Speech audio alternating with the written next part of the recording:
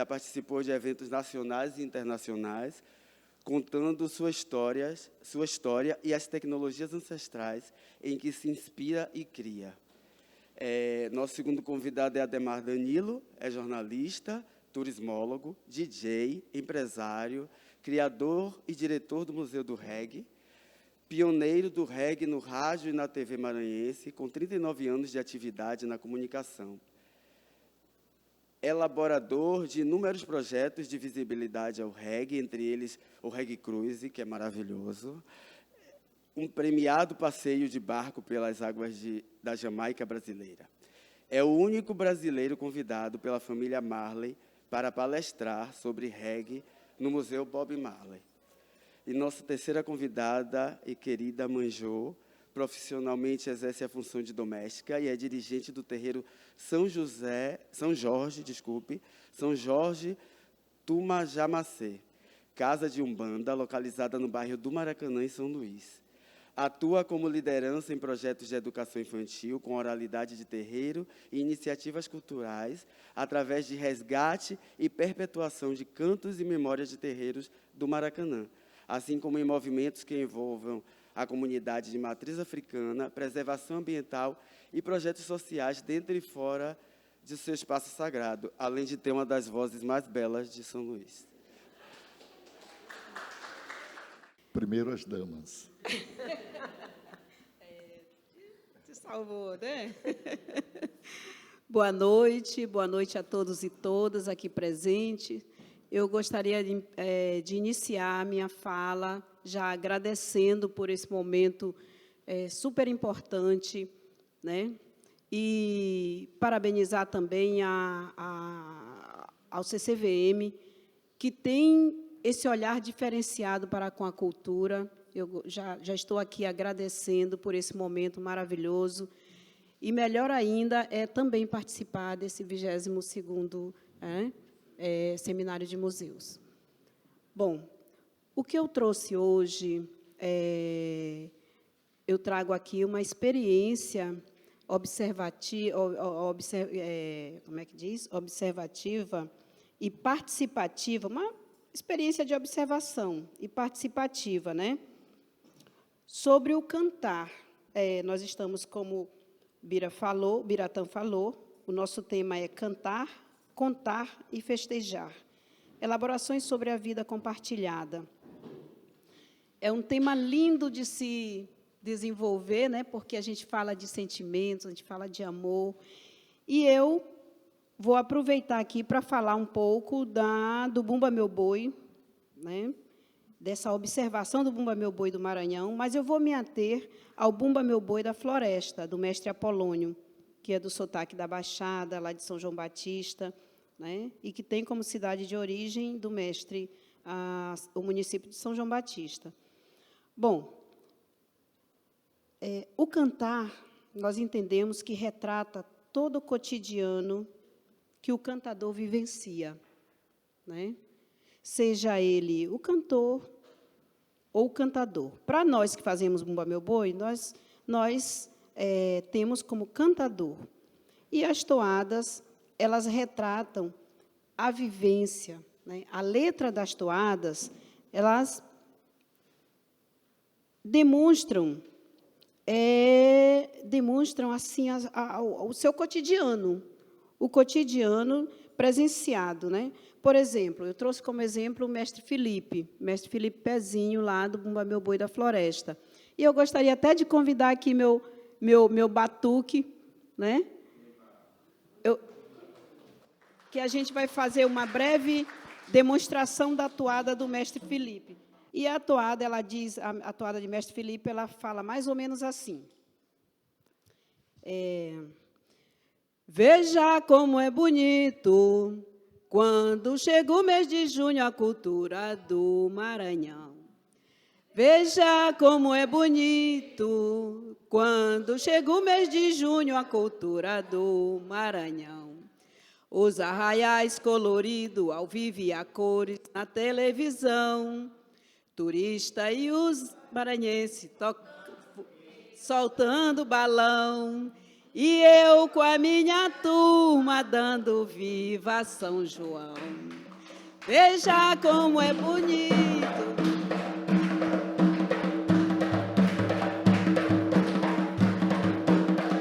Chega o mês de junho, a cultura do Maranhão.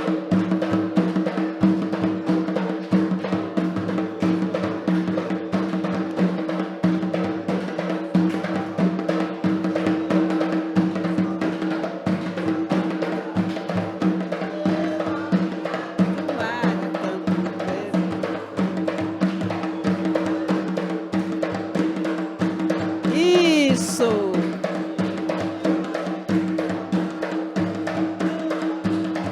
E eu com a minha turma dando viva São João. Ebo! Parou!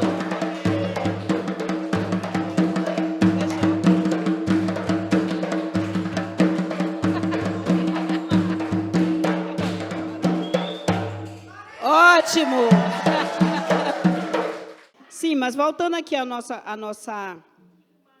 conversa, essas toadas, essas letras, elas nos fazem perceber intenções, as pretensões, com seus conteúdos, algumas vezes até implícitos, né, que eles compartilham conosco. Eu gosto muito de um teórico chamado Burke, quando ele diz, Burke, 1992, a história oral, ele diz assim, a história oral possui forte poder ilustrativo, permite uma evocação descritiva e comovente, historicamente libertadora. Isso quer dizer que a gente pode estar com uma aura não muito bacana, a gente não amanheceu legal, mas quando a gente ouve uma música, a gente se encontra, né? Então, ouvir os sons que a gente gosta, que falem. Quem aqui não gosta de ouvir Bela Mocidade? Não é? Que maravilha quando a gente ouve a toada Bela Mocidade, a gente se sente realmente jovem, e mais jovem, e mais jovem, né? E lembrando do nosso passado. Contar e festejar. Nós entendemos que a transversalidade do compartilhamento dos sentimentos, né? E no Boi da Floresta isso não é diferente. Por exemplo, eu gostaria de chamar a atenção para um momento bem específico do Boi da Floresta, que é a matança do boi, a morte do boi. É a terceira fase, a terceira etapa do ciclo vital do Bumba Meu Boi. Nesse momento, a comunidade ela consegue fazer parte de um ritual de compartilhamento que já é fixo, porque é todo setembro, final do mês, coincide com as datas dos santos gêmeos, São Cosme e São Damião, que é entre 27 e 30 de setembro, e a comunidade toda ali presente, né? Eu destaquei também que, no final, como as festas elas são permeadas de danças, de canto, o Bumba Meu Boi traz muito presente a questão do sagrado e do profano, né? É por isso que a gente diz que a festa do Bumba Meu Boi é mística, né? Ele há um sincretismo religioso, porque ele mistura sagrado e mistura profano. Onde está o sagrado do Bumba Meu Boi? A gente entende que o sagrado está nas ladainhas, nas crenças, na devoção, né? Nos pagamentos de promessa, nos recebimentos de graças, né? Então, ali está presente o sagrado. E o profano, a gente entende que o profano está nas danças, por exemplo, as danças da cultura de massa, que estão sempre presentes nos festejos, e na bebida, no conhaque, na cachaça, que deixa a gente um pouco mais à vontade, e até mesmo no ciclo de morte simbólica que o boi exerce nesse momento. Ali está o sagrado e o profano. Eu vou passar a palavra para os companheiros e depois, se vocês me permitirem, eu retomo, certo? Obrigada. Obrigada. Boa noite a todos e a todas. Como eu vou falar de canto, né, de contar, eu vou falar primeiro de cantar, né? Eu vou falar de terreiro, né, que é, com licença aqui da palavra, é a minha praia. Eu hoje, né, estou no terreiro e tenho uma grande emoção de estar no terreiro, de conviver com as pessoas da nossa comunidade, de levar as pessoas para a nossa comunidade, para conhecer o nosso terreiro, para conhecer o nosso trabalho no terreiro, até para desmistificar um pouco, né, que as pessoas têm quem não conhece, quem não participa, tem um preconceito muito grande, que acha que terreiro é só a gente botar uma roupa e baiar, mas a gente tem muito trabalho. E eu gosto de trabalhar com as crianças, que as crianças, a inocência é tão pura, que é no terreiro que eles aprendem, que a gente ensina, que a gente tenta levar as crianças para o nosso terreiro.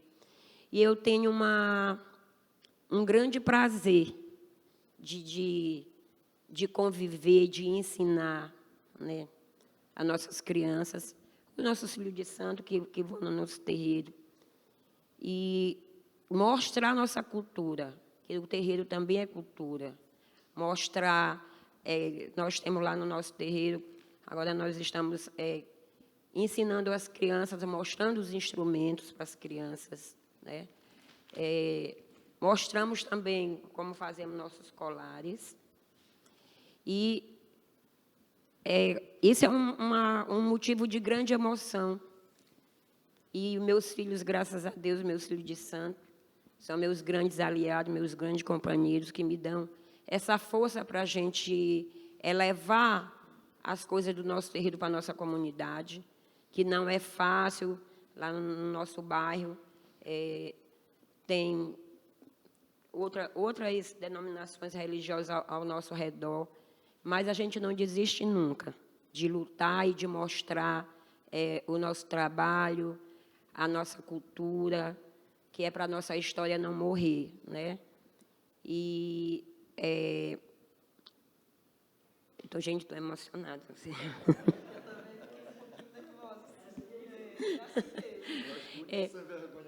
E também, gente, falando, já que a gente está falando de cultura, né? Falando de boi, no nosso terreiro nós temos um boi, é boi de encantado, é boi do caboclo manezinho. E é uma coisa assim tão emocionante da gente ver a alegria das crianças, né? Lá, quando a gente coloca o morão, que a gente coloca os bombons, né, nos pés do morão, a alegria das crianças. As crianças querem participar, né, da nossa brincadeira, vamos dizer assim, né? Então, assim, pelo esse momento é isso que eu tenho que falar, porque eu estou um pouco nervosa. Por isso eu vou cantar, tá bom? Eu vou cantar aqui uma doutrina dos terreiros, né? Que a gente está também agora com outro resgate, porque lá no Maracanã já teve muitos terreiros e que hoje em dia já não existem, por falecimento dos donos, né? E, infelizmente, muitas das famílias já se tornaram evangélicas, então a gente tem um pouco de dificuldade de conversar com as pessoas, de convencer as pessoas a falarem desses terreiros, né? Para a gente não deixar a nossa história morrer. Como eu digo, né, que eu, desde criança, a nossa brincadeira ali no Maracanã era convivendo nos terreiros, era indo nos festejos de reis, né, que tem lá no Maracanã, era nas ladainhas. Então, nós lá do nosso terreiro, nós tentamos passar isso para as crianças, contar essas histórias para as crianças, como era a nossa brincadeira naquela época, né? Também tinha os rios, que hoje em dia não existem mais. Então, a gente tenta contar essas histórias para as crianças, a gente tenta mostrar ao nosso redor, né? E todas as vezes que tem alguma coisa no meio ambiente que eu posso participar, eu participo, e a gente conta as histórias das mães d'água lá no nosso terreiro para as crianças, né?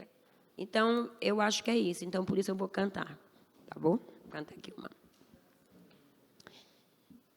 Ai, meu pai. É uma aguinha? Meu pai Oxóssi é rei de batalha, ele não desce sem sua mucama. Meu pai Oxóssi é rei de batalha, ele não desce sem sua mucama. Quem tá chamando é seus filhos de Umbanda, me socorre Oxóssi pra vencer demanda. Quem tá chamando é seus filhos de Umbanda, me socorre Oxóssi pra vencer demanda. O cantar. Então, quando a gente está no terreiro, quando a gente chega no terreiro, às vezes chegam umas pessoas assim, que estão com aquela carinha lá embaixo, aquela carinha triste, né? Com aquela carinha triste. E a gente vai começando a conversar e cantar. E contar a história daquele ponto, de onde veio aquele ponto, onde a gente aprendeu, onde a gente ouviu. Porque eu acho isso muito importante. Eu acho que isso também é cultura para a gente levar para nossas comunidades. Então, eu tenho essa vontade, né, essa luta junto com meus filhos, da gente não deixar essas histórias morrer, né? Porque a gente está vendo aí que cada dia mais a nossa cultura, o povo quer abafar a nossa cultura, a nossa ancestralidade. Então, a minha luta lá na nossa casa, levando as crianças para conhecer as histórias, para viver lá no nosso terreiro, né? Porque, graças a Deus, é um sítio, e a gente coloca as crianças nesse meio, né? Então, eu acho isso muito importante. É isso.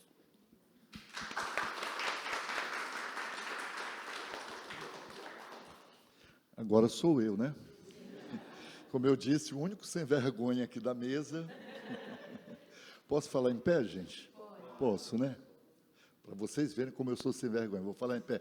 Mas, bem, gente, olha, muito obrigado, Biratã, muito obrigado, equipe do Centro de Cultura Vale Maranhão.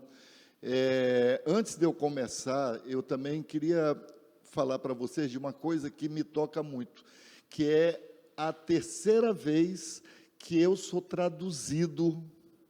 E agora eu estou acostumado. Na primeira vez, eu fui olhando a pessoa me traduzir, aí eu ficava admirado e eu parava de falar. E ela parava de traduzir. Aí eu ficava olhando para a pessoa. É muito legal. Parabéns pelo trabalho de vocês. Mas, gente, olha só. Eu vim falar aqui nesse tema, que é um tema muito vasto, não é? Cantar, contar, festejar, compartilhar. Eu vim falar do reggae que é uma manifestação artística estrangeira que a gente se apropriou e que hoje a gente diz que é nossa. A gente fala de uma coisa que nasceu em outro país, que é cantado em outra língua, a gente diz que é nosso. E vocês acreditam que é nosso mesmo? O reggae, é claro que ele é jamaicano, mas ele também é maranhense, porque nós nos apropriamos dele. A cultura, ela nunca fica isolada. Na cultura, todo mundo influencia todo mundo. Aquilo que é importante para mim, eu fico, aquilo que não é, eu dispenso. É a mesma coisa da cultura. A cultura se comunica. Nada nasce puramente num lugar. Vocês sabiam que o nosso pandeirão, símbolo da nossa cultura, é um instrumento árabe? Árabe. É um instrumento árabe que correu o mundo, veio bater aqui, no Maranhão. Então, a cultura é isso, né? As culturas se comunicam. E nós nos apropriamos do reggae da Jamaica, mas não nos apropriamos da cultura jamaicana. Nós pegamos esse ritmo, transformamos em nosso, nos apropriamos e, em cima dele, nós desenvolvemos uma cultura própria. Então, o reggae, ele é o mais recente elemento cultural que influencia a maneira do maranhense ser. Então, o reggae influencia decisivamente na nossa maneira de falar. Por exemplo, a palavra pedra, manjo, a palavra pedra, se não for o mineral, a pedra, o Maranhão é o único lugar do Brasil onde essa palavra tem uma conotação positiva. Qualquer lugar fora daqui que se falar em pedra e não é o mineral, é droga, é o crack. Quando se fala em pedra, se está falando nisso. Aqui não. Tanto que lá no Museu do Reggae, a gente sempre orienta os nossos visitantes. Olha, se vocês ouvirem dois maranhenses conversando, e um dizer para o outro, bora curtir umas pedras hoje à noite, ninguém está convidando ninguém para uma sessão de drogas. Está convidando para o reggae bom. O reggae influencia também decisivamente a nossa maneira de vestir. Olha só, quantas pessoas a gente olha pela cidade com o verde, amarelo e vermelho do reggae. Então, a nossa moda ela é muito influenciada pelas cores do reggae. E o reggae influencia decisivamente a nossa maneira de dançar. Nós inventamos uma maneira de dançar própria do maranhense, que só é dançada aqui, e onde nós influenciamos, como nossos vizinhos do Amapá, Pará, Piauí e Ceará, e onde há colônias maranhenses muito grandes, como Brasília, Rio, São Paulo, Triângulo Mineiro, onde tem muito maranhense, já se dança o reggae dessa forma. Então, o reggae tem essa influência e tem impactos. Eu gosto de falar disso porque a gente foge só da luz da festa, da radiola, do DJ, da banda, do bar. Não, o reggae, ele ultrapassa isso. Ele influencia decisivamente, ele tem um impacto decisivo na nossa cultura. Ora, o reggae não chegou como um estrangeiro invasor. O reggae chegou como um irmão que nasceu em outro lugar. Por exemplo, há quanto tempo nós temos editais de política de incentivo à cultura? No máximo 15 anos, não é isso? No máximo 15 anos. A gente olha uma roupa de um bumba-boi, aquela coisa bonita, elaborada, cheia de brilho, aquilo é caro. Aquilo é caro. Eu não preciso estar falando isso para mestras da cultura popular do Maranhão. Mas quem está vestido naquela roupa é uma agricultora, é um agricultor, é um trabalhador, que não tem essa grana para pagar por aquela roupa que vai usar durante o mês do ano. Então, durante muito tempo, um dos maiores contribuintes para a economia do bumba-boi foi o reggae, porque ao lado do ensaio tem o barracão de festa. Muitos bumba-bois têm isso, outros não têm, mas muitos têm. Um barracão de festa com a radiola de reggae ao longo das décadas tem sido assim. E aquilo ali não é o principal financiador, claro, mas aquilo ali é uma ajuda, e sempre foi uma... Hoje, nem tanto, porque já se diluiu essa contribuição com a chegada dos editais e tudo mais, mas sempre foi uma grande força. Então, o reggae não chegou como um ritmo estrangeiro que vai se impor aqui, não. Foi um irmão que chegou junto do bumba-boi, do tambor de crioula, e hoje todo mundo do boi é do reggae, todo mundo do reggae é do boi, é do tambor de crioula, e assim vai. O reggae tem um impacto, além desse da cultura, tem um impacto muito grande no turismo do Maranhão. A professora Talice Ramos, turismóloga, nossa colega, né? A professora Talice Ramos, ela fez uma pesquisa nos hotéis de São Luís. nos visitantes aqui. Não importava o motivo da visita daquela pessoa. E ela perguntou o que a pessoa sabe sobre o Maranhão. Então, em primeiro lugar, deu lençóis maranhenses. Em segundo lugar, deu o reggae. Então, as pessoas, mesmo que não tenham vindo para cá por causa disso, elas sabem da existência. O Museu do Reggae, hoje, que eu tenho a honra de dirigir, o Museu do Reggae, em 4 anos de funcionamento, nós ultrapassamos 200 mil visitantes. Isso nunca houve aqui no Maranhão, em Casa de Cultura, nunca houve isso. Desses mais de 200 mil visitantes, nós tivemos 94 mil turistas, quase metade. Nós ficamos muito felizes, 94 mil turistas visitaram o Museu do Reggae, mas a nossa felicidade maior é saber que mais da metade dos visitantes eram maranhenses. A gente quebrou esse paradigma. Todo mundo fala, maranhense não vai para museu, maranhense não vai para casa de cultura e tal, tal. O Museu do Reggae mudou esse paradigma e a gente contribui com as outras casas também, porque a gente indica programação aqui do CCVM, indica programa de todo mundo. Lá nós indicamos e recomendamos. Então, o impacto no turismo do Maranhão que o reggae dá é um impacto muito positivo. E o terceiro impacto, que eu acho muito importante, e acredito que seja decorrente desses dois que eu falei anteriormente, é o impacto na economia. A economia do reggae é um setor fundamental para todo mundo, porque é do que a gente vive, é o nosso dinheiro, é a sobrevivência das famílias. São milhares e milhares de famílias que sobrevivem de atividades ligadas ao reggae. E, como eu falei antes, não se resume só à festa do reggae, ao show. Não, a cadeia produtiva do reggae ela é muito grande.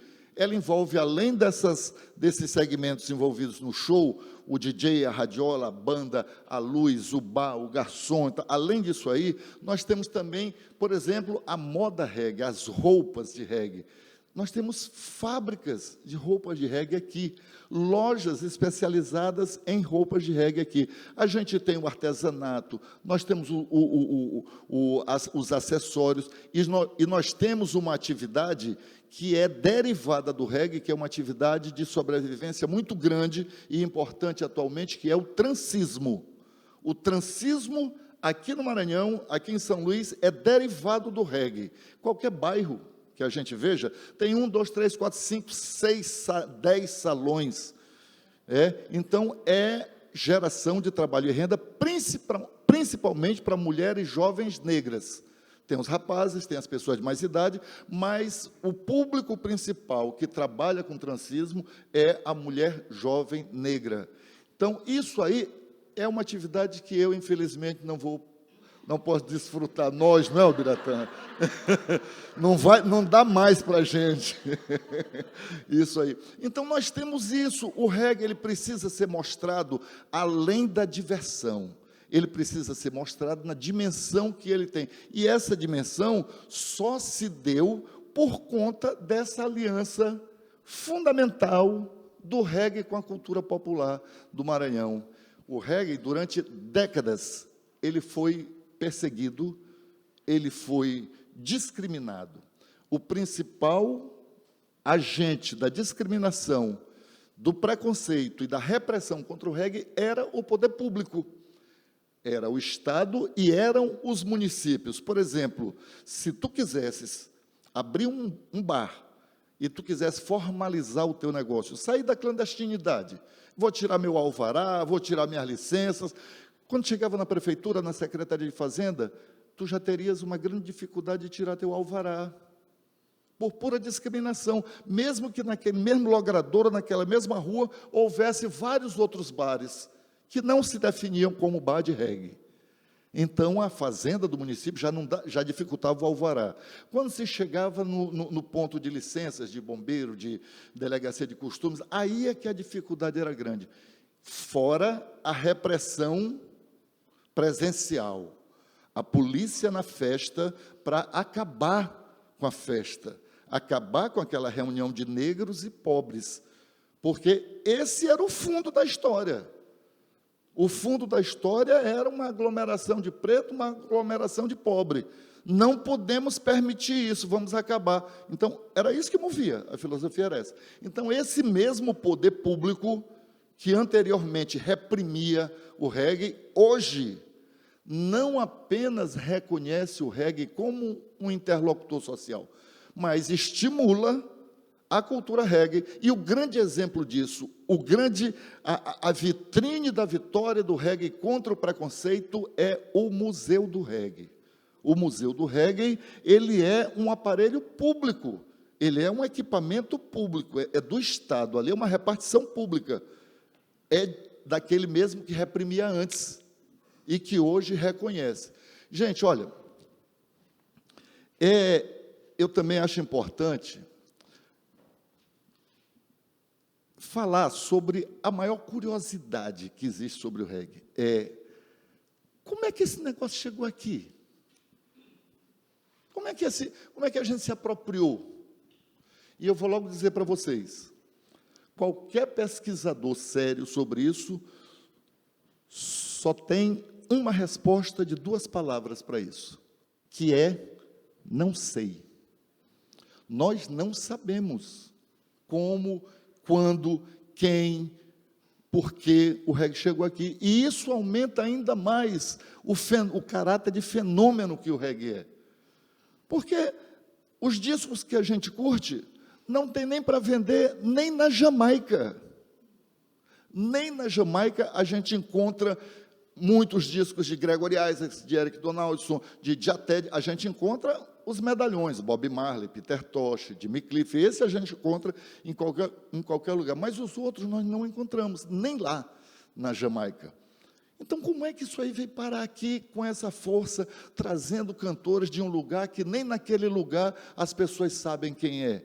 Isso aí é uma história que nós não conhecemos. Existem as lendas. As 2 principais é que tem a dos marinheiros, que iam contrabandear café para o Caribe, e quando voltavam de lá, traziam os discos e davam para as suas namoradas aqui na zona, e aí popularizou o reggae a partir daí. Tem essa versão. E tem a outra das emissoras de rádio, né, que eram ouvidas no litoral do Maranhão, do Pará e tal. Eu vou falar uma coisa que eu não falo muito em público, vou falar para vocês. Ora, onde é que tem café no Brasil? Sudeste. São Paulo, Paraná, Minas, ali Rio, ali é a produção de café. Se alguém aqui tivesse um barco grande e virasse contrabandista de café, alguém aqui iria sair lá do sul do Brasil, atravessar a América do Sul todinha vindo por aqui, até chegar no Caribe, que já é no hemisfério norte, para vender esse café, tendo a Colômbia, que é bem na frente do Caribe, e que produz talvez até mais café do que a gente. Alguém de vocês iria fazer essa empreitada? Iria, né? Então, essa história dos marinheiros e tal. A rádio.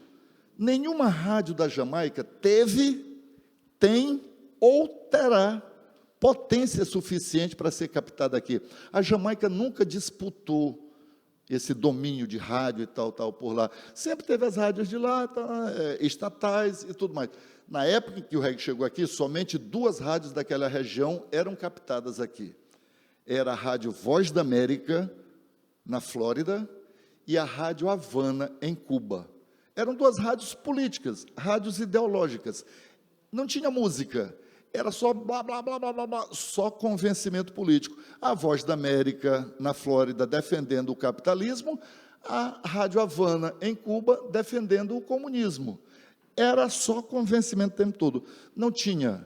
E as rádios da Jamaica, gente, pasmem, não tocavam reggae. Aliás, existem documentos do Ministério do Turismo da Jamaica, do início dos anos 70, recomendando às emissoras que não tocassem reggae, porque o reggae era a música da população rebelde. Eu não digo da população negra, porque 90 e tantos % da Jamaica é população negra, mas nessa população negra era dos rebeldes pobres. O reggae era isso, o reggae era música de quebrada, música da quebrada. As mensagens eram revolucionárias. Olha só, gente, Peter Tosh, imagina só. Peter Tosh, numa música, ele diz assim, olha, todo mundo chora por paz, mas ninguém chora por justiça e direitos iguais. Enquanto não houver justiça e direitos iguais, nunca haverá paz.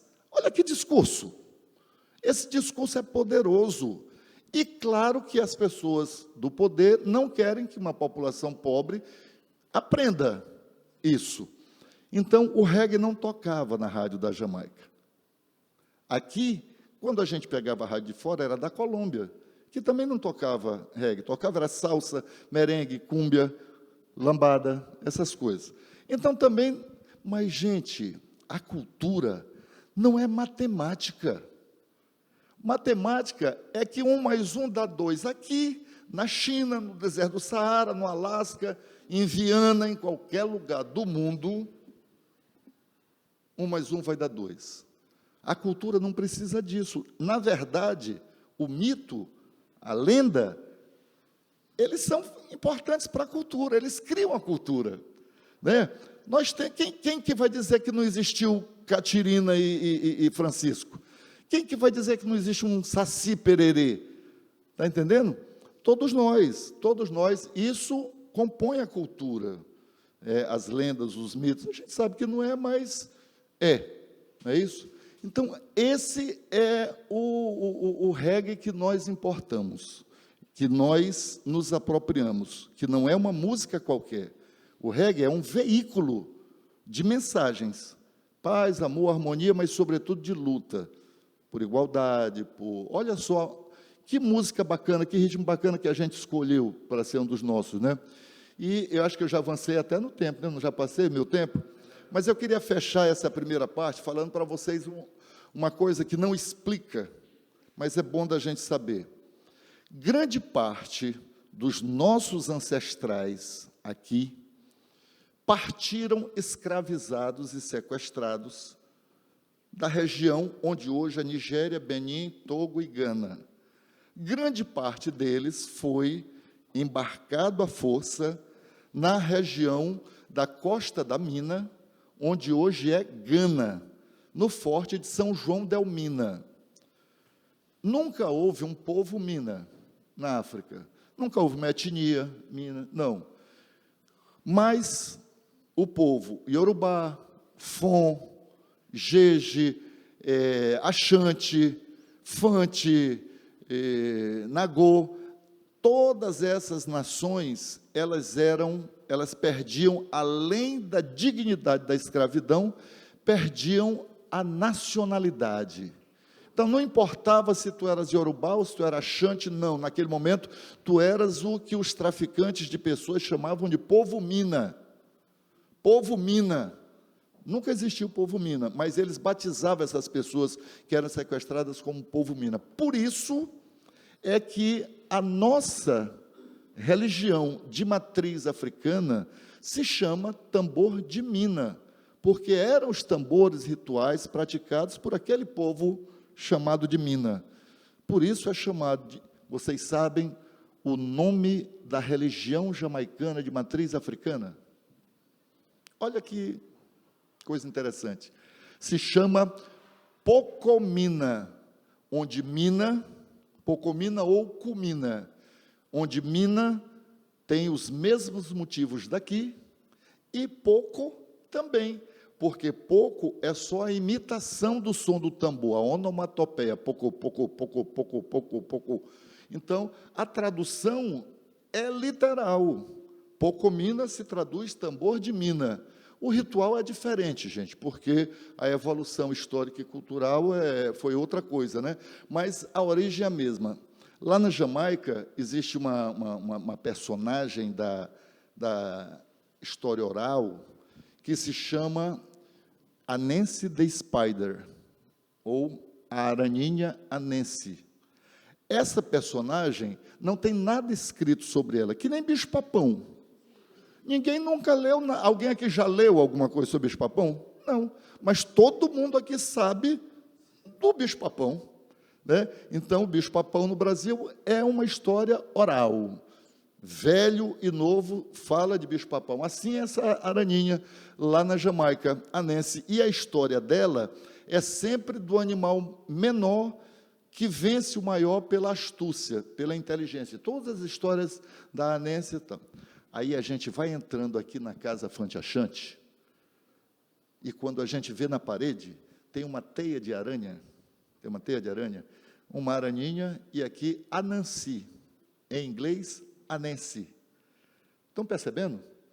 São histórias que nós temos em conjunto, porque nós somos parentes dos jamaicanos, né? Nós temos ancestrais comuns com ele. Essa história é do Daomé, onde hoje é Benin, contada por Euclides Talabian, né? Falando da aranha. Ele tem documentários onde ele fala sobre a araninha Anansi. E na Jamaica, essa história sobreviveu. Aqui, não. Então, turma, olha, tu está me olhando, é porque o meu tempo já passou, é? Então, turma, ó, qualquer coisa, estou aqui para, se precisar alguma pergunta, esclarecer mais alguma coisa aqui do meu ponto de vista. Obrigadão.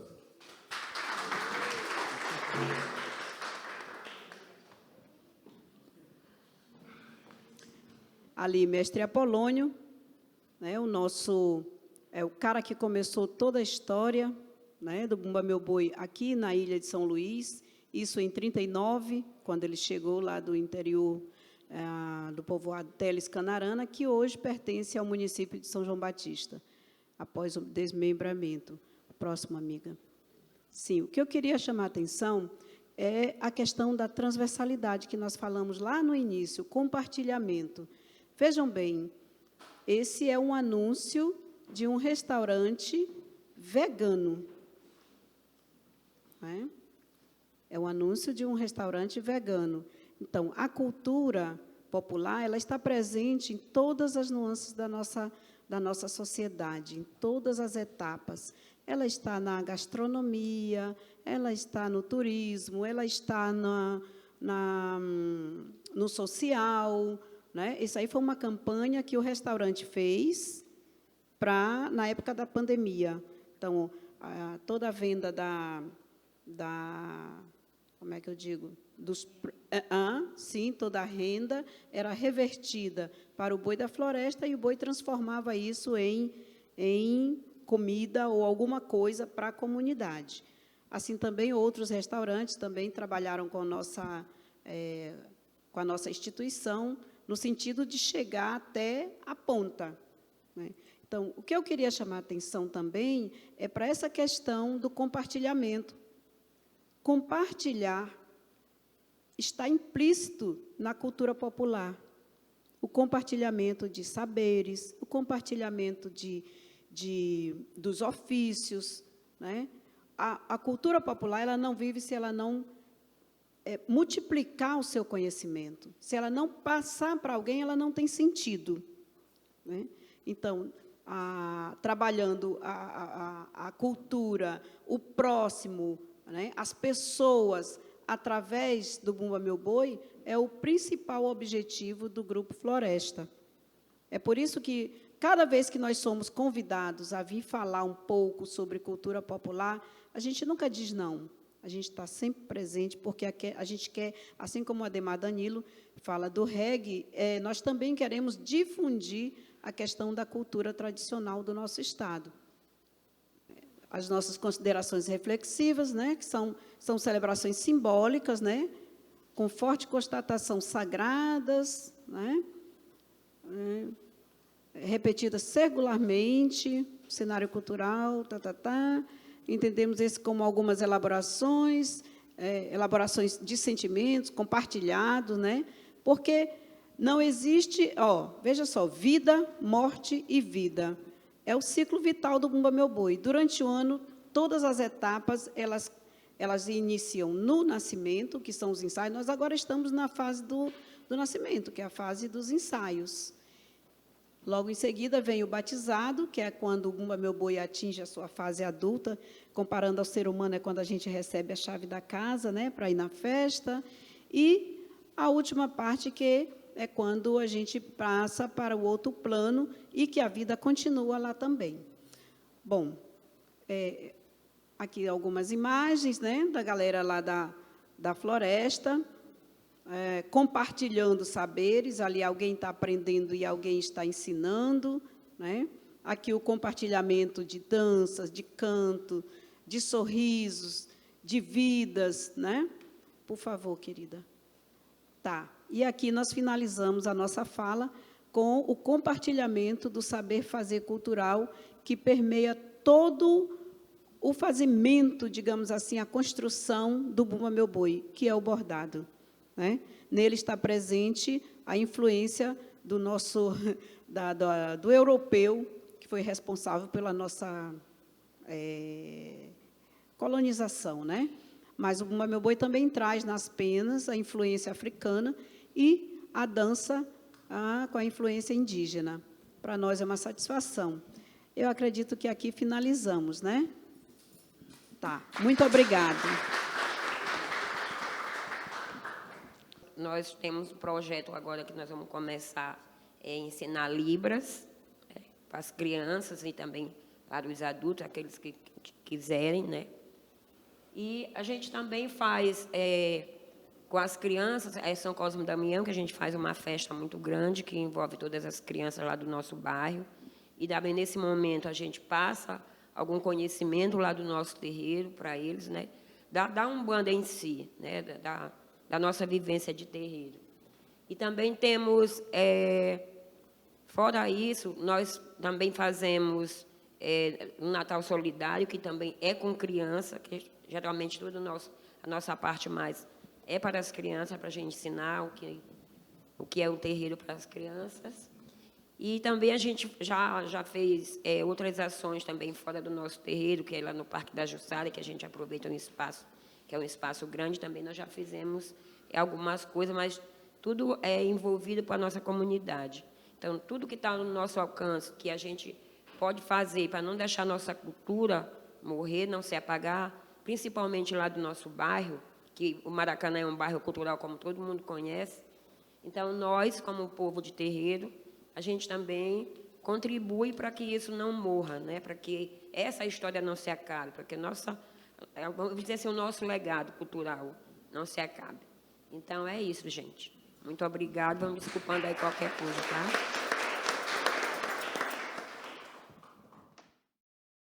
Boa noite. Talvez alguns aqui não me conheçam, né? Eu sou Márcia Bilena Galdez, historiadora, professora da UEMA, aqui no Centro Histórico. Queria parabenizar o Centro Cultural da Vale por mais essa mesa, né?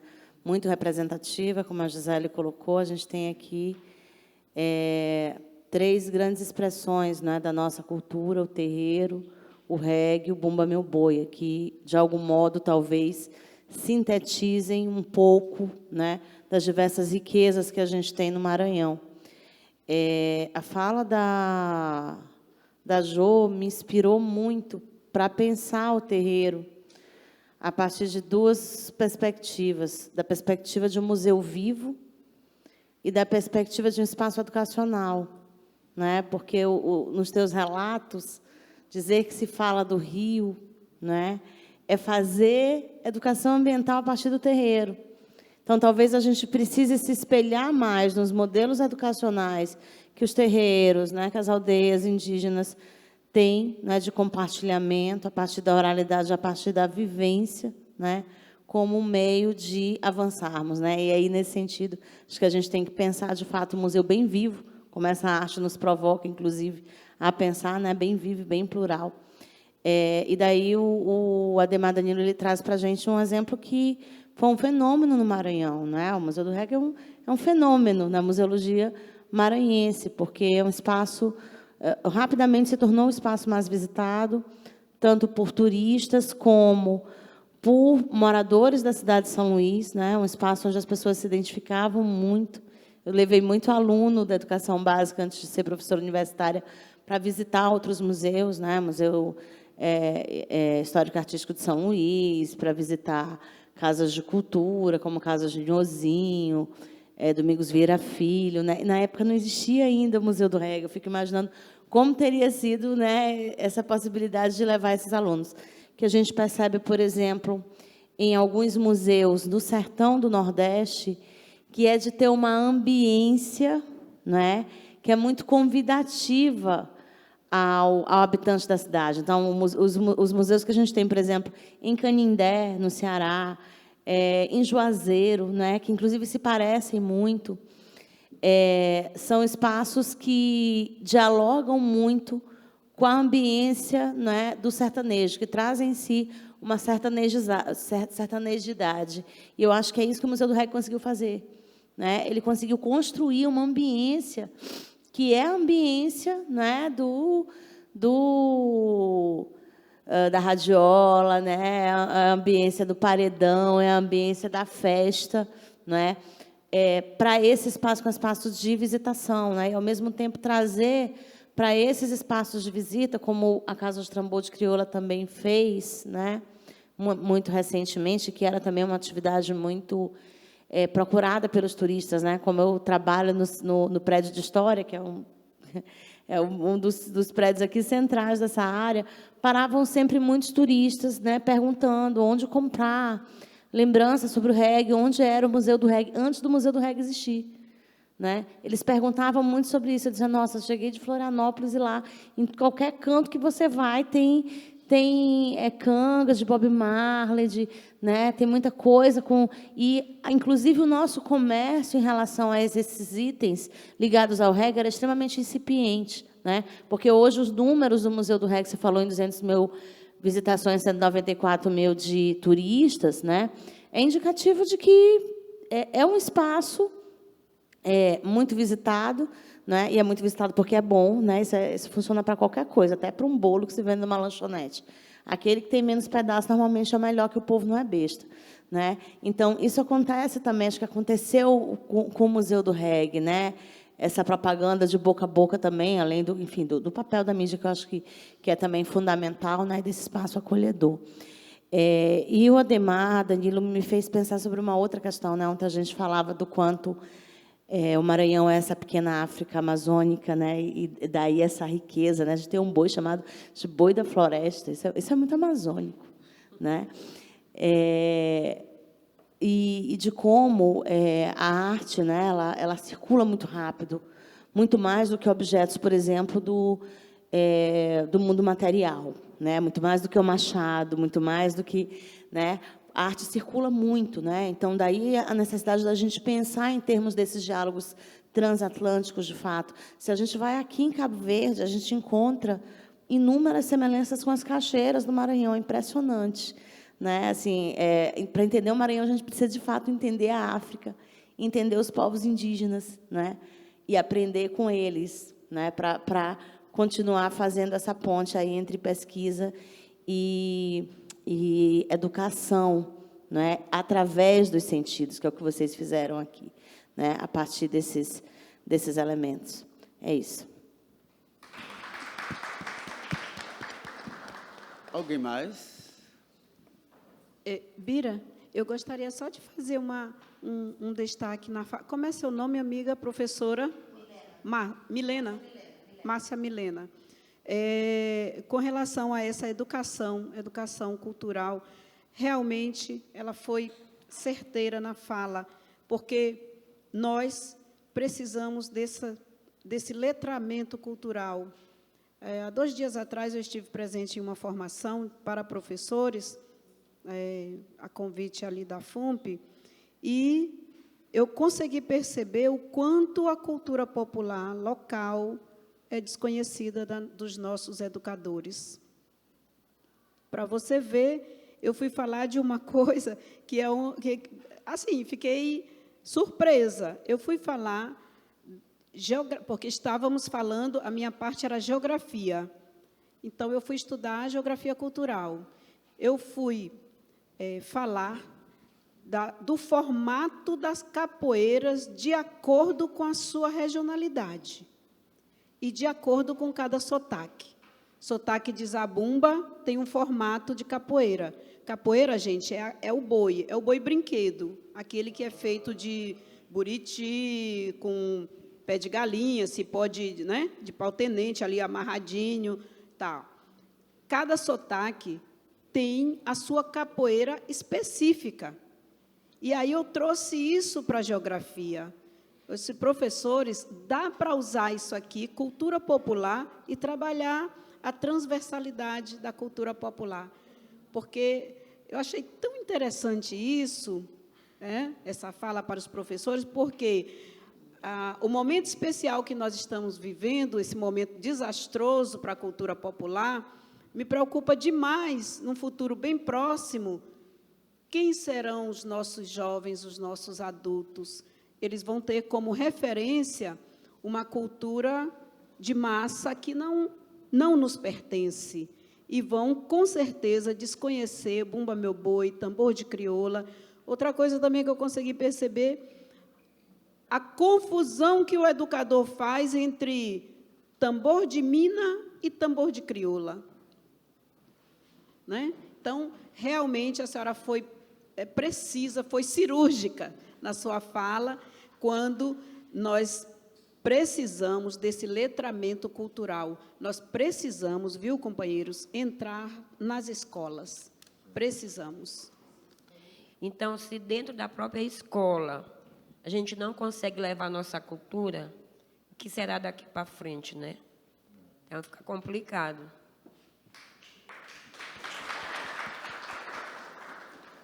Vou fazer 2 perguntas rápidas aqui. Eu sou Gisele, jornalista, trabalho com educação audiovisual. Uma pergunta para a Nadir, para a Mãe Jô, primeiro.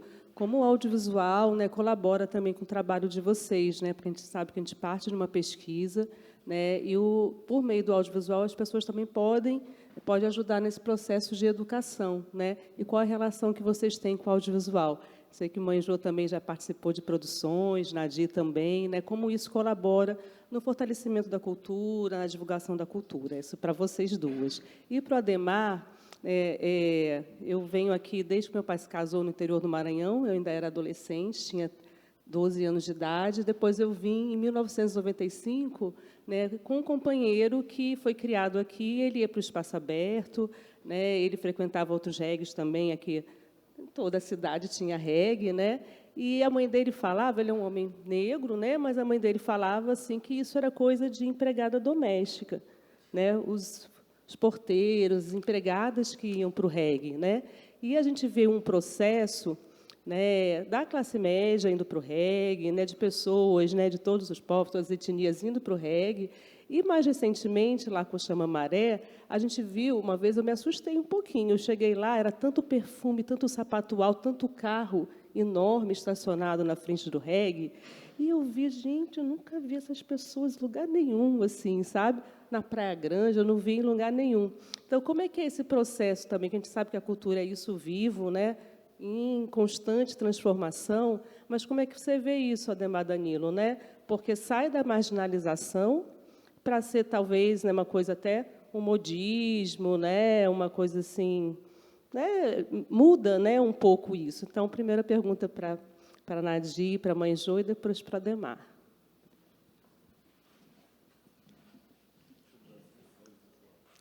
Sobre o audiovisual. Bom, o audiovisual para a cultura popular é bem recente, é bem novo, né? Acredito que 70% da comunidade cultural do nosso Estado, ela está aprendendo a conviver com as questões audiovisuais, né? Até pouco tempo, quase nenhum grupo cultural tinha YouTube, que precisa ter, para começar, tem que ter 1000 seguidores. Eu lembro que, quando começou a carreira para a gente abrir um canal no YouTube, para fazer as lives no período pandêmico, foi uma verdadeira loucura, uma corrida assim atrás do doce, todo mundo junto, porque a gente pedia até para os vizinhos, parente, aderente, inimigo, todo mundo, a gente pedia que ele seguisse aquele perfil, porque a gente precisava atingir 1000 seguidores para poder dar continuidade aos trabalhos online, às lives, principalmente. Bom, com relação aos trabalhos mais bem elaborados, houve uma necessidade de que quem não domina a arte vai buscar quem domina. Então, hoje, nós temos 2 pessoas maravilhosas que cuidam das nossas redes sociais, da Floresta, inclusive uma está por aqui, que eu já não vejo mais, a Yara Dália, né? Que é a nossa querida. Nós temos a Luísa Fernandes, que cuida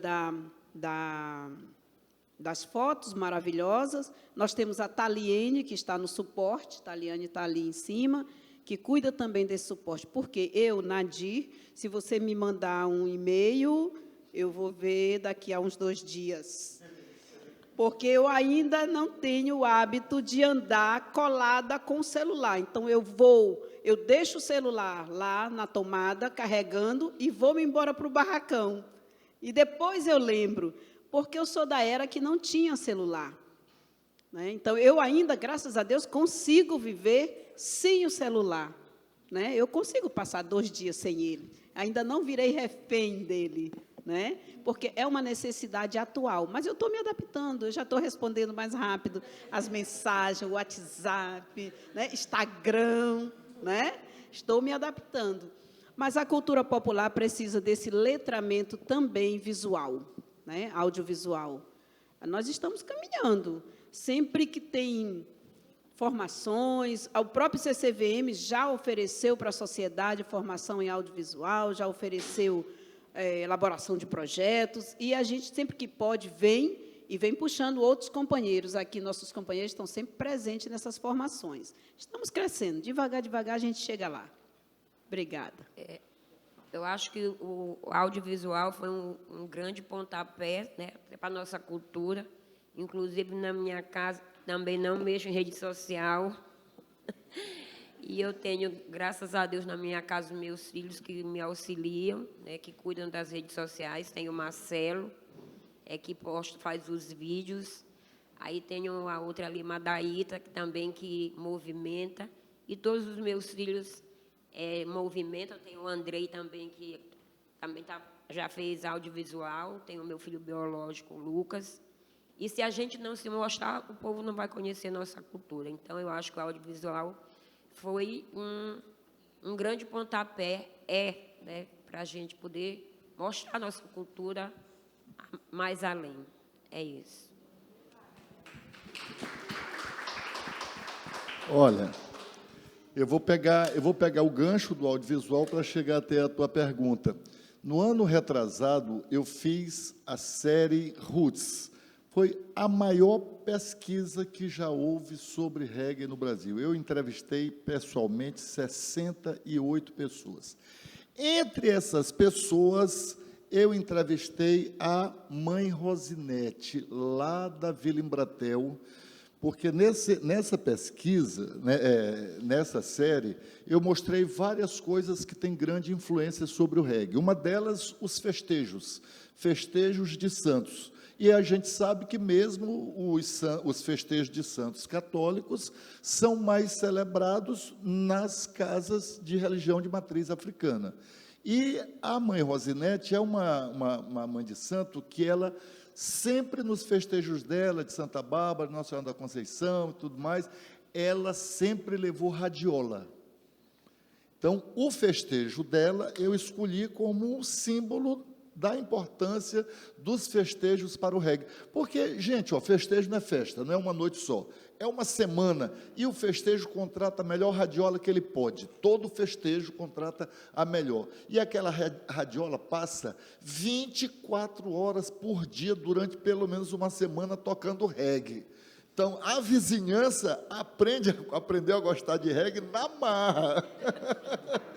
Ou gostava ou ia ser uma pessoa infeliz durante aquele tempo, ouvindo o tempo todo. Então, eu procurei isso e fui entrevistar a mãe Rosinete.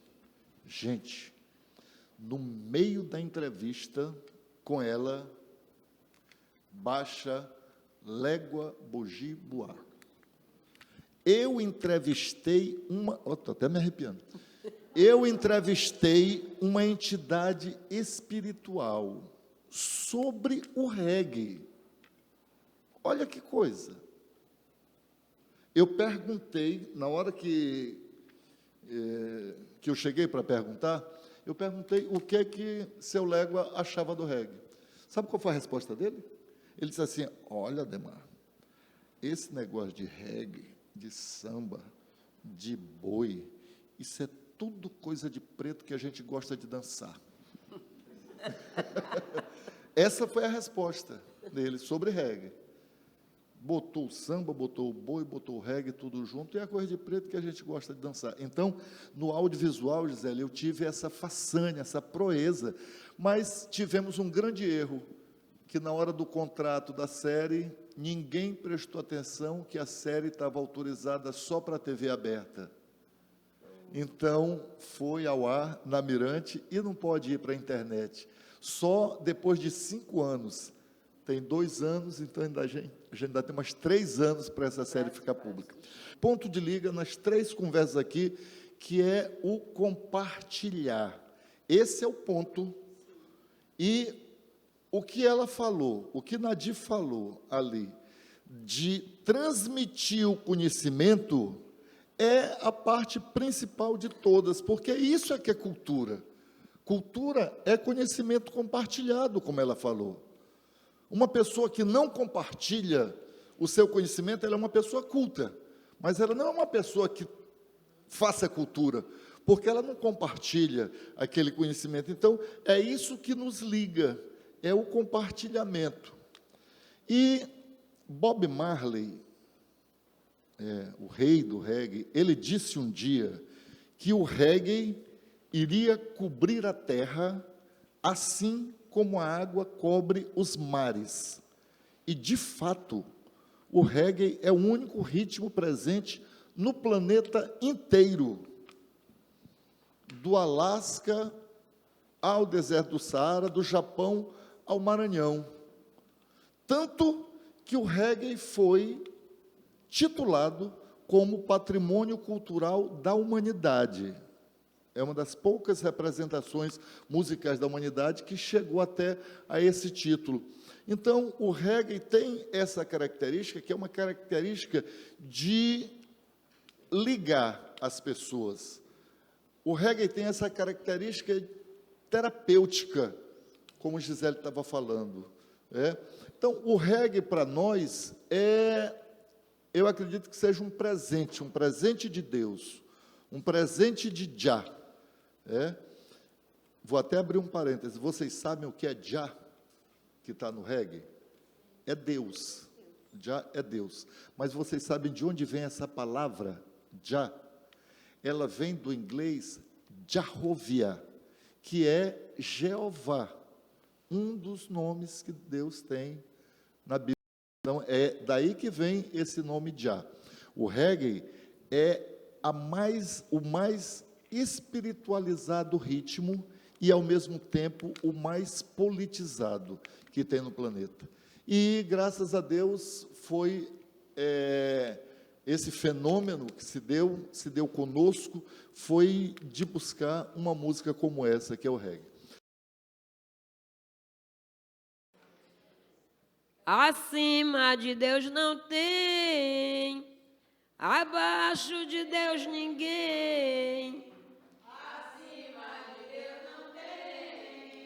Abaixo de Deus ninguém, no mundo de Jesus Cristo, todos dizem amém. Debaixo de cada santo, tem o encantado, tem, acima de Deus não tem. Acima de Deus não tem. No mundo de Jesus Cristo, todos dizem amém. Tem o encantado, tem.